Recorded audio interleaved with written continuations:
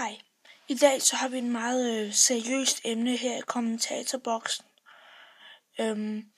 Det handler simpelthen om, at nu vil jeg gerne gøre så alt det der diskussion på YouTube, altså det danske YouTube, det slukker fuldstændig. Det gider vi ikke have noget af. Fordi det er så ser man videosvar til der. Altså, jeg skal lige se, hvad jeg har skrevet. Nå ja, og så tror jeg laver en donerkonto. Så der er link der, så kan I donere penge.